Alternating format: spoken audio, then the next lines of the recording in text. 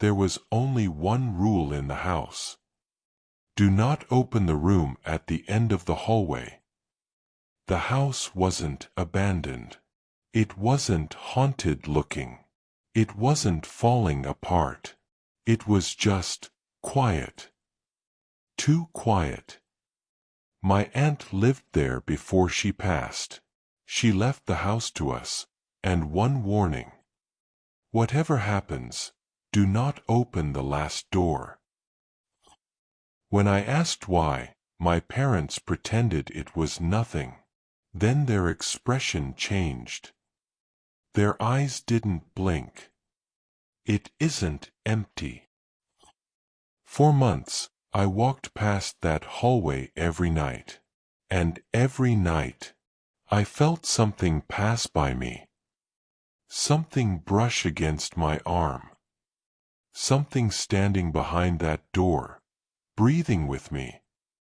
The handle was metal, old, cold, but every time I touched it, it felt warm, as if someone had just held it moments before.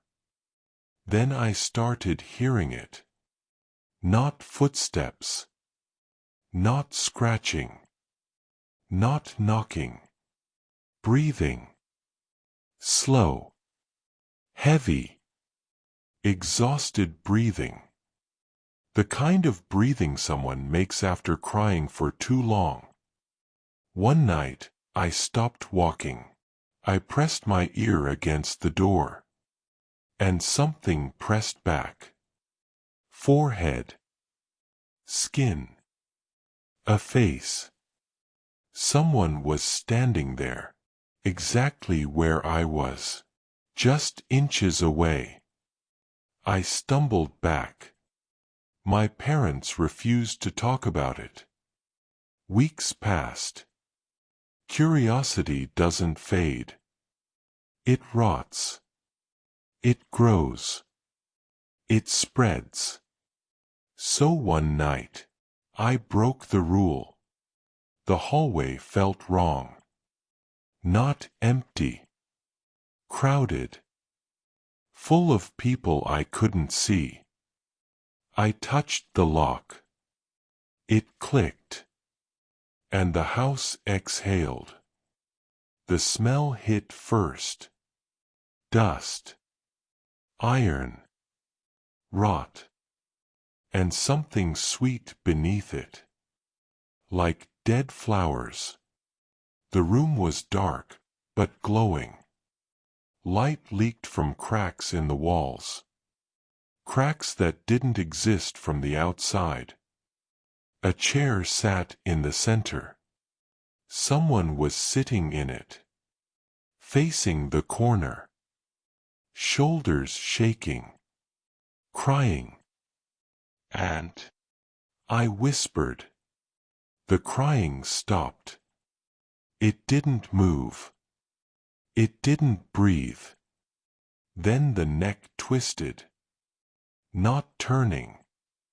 Snapping. Breaking. The head spun too far, too fast. The face wasn't my aunt. It wasn't human. Eyes stretched wide open. Mouth trembling. As if something inside was screaming to escape. "Close it," it whispered. But the voice didn't come from the thing.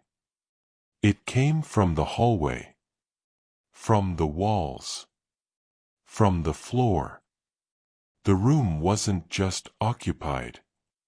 The house was. Every wall. Every shadow. Every corner full. The room wasn't a bedroom. It was a seal. I slammed the door. The breathing stopped. Silence.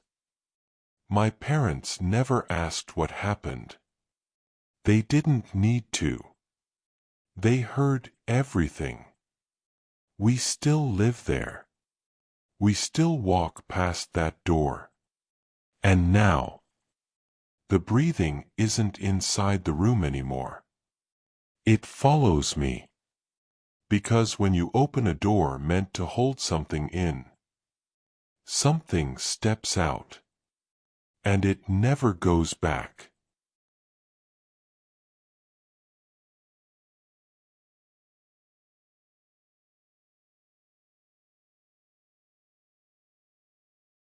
The lake was never meant to exist.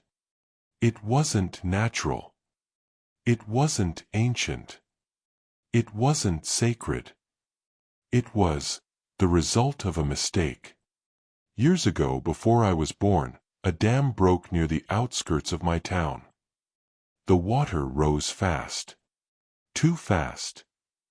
It swallowed trees, swallowed houses, swallowed roads, swallowed people. They weren't recovered. They didn't disappear. They were buried. The city called it a tragedy. The town called it a grave. Growing up, we all heard the same rule. Don't go near the lake after dark. No explanation. No warning signs. No myths. Just that sentence, spoken with eyes that never blinked. I didn't understand the weight of it, until the night I finally broke it. I was 17 when it happened. It was summer. Hot. Air heavy enough to drown in. My friends wanted to hang out by the water, because that's what idiots do in horror stories. And apparently, real life isn't much smarter. They joked about ghosts. They dared each other to touch the water. They laughed. I didn't. Because I didn't like water. Not lakes. Not when they didn't move. The strangest thing about that lake wasn't the color. It wasn't the smell.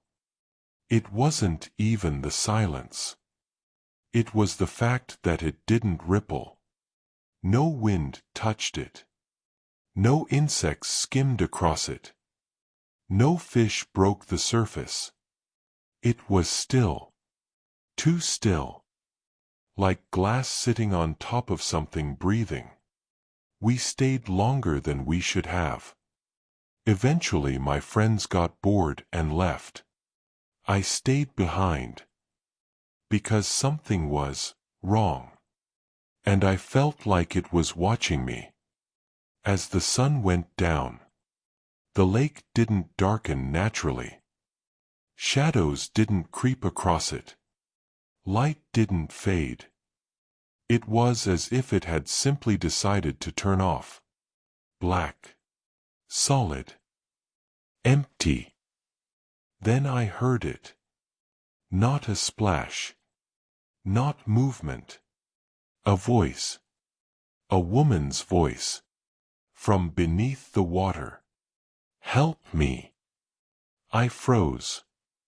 It didn't sound like an echo. It didn't sound distant. It sounded like someone was speaking through something thick. Through layers. Through pressure. Please help me. I should have run. Instead, I stepped closer. Who's there? Silence. No insects. No wind. No birds. Just breathing. Not mine. From the lake. Long, trembling breaths. Then more voices joined. Men. Women. Children. Layered. Muffled. Crying. Begging. Screaming. But here's what made my bones turn cold. They weren't screaming for help. They were screaming for someone specific. They were screaming my name. Every voice.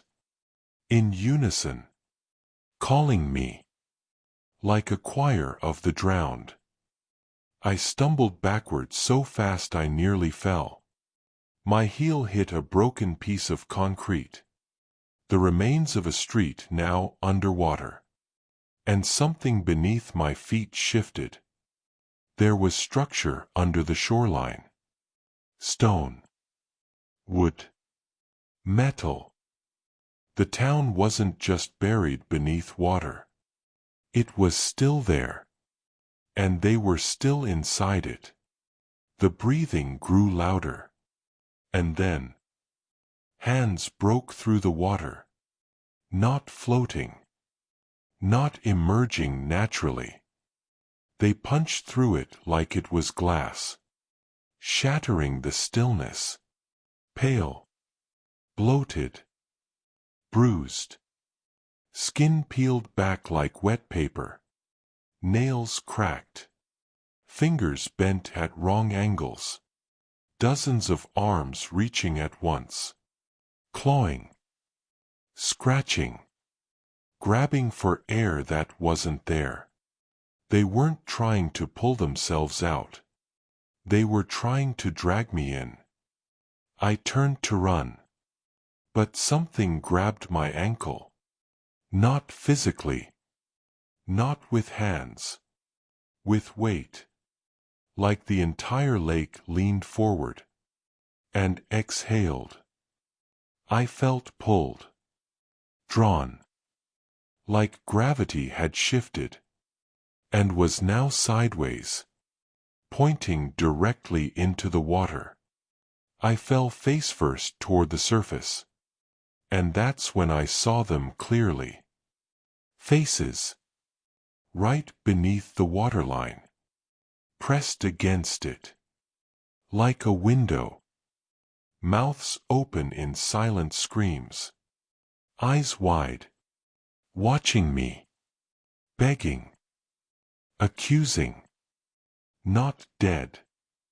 Not alive. Trapped. I dug my nails into the dirt. My fingers bled. My throat burned as I screamed. For help no one would hear. The lake whispered again. But it wasn't begging anymore. It wasn't asking. It was angry. You didn't help us. We waited. Come with us. A hand broke through the surface inches from my face. It touched my skin. Cold. But not wet. Like touching something freezing. Through a thin sheet of glass. I kicked. I crawled.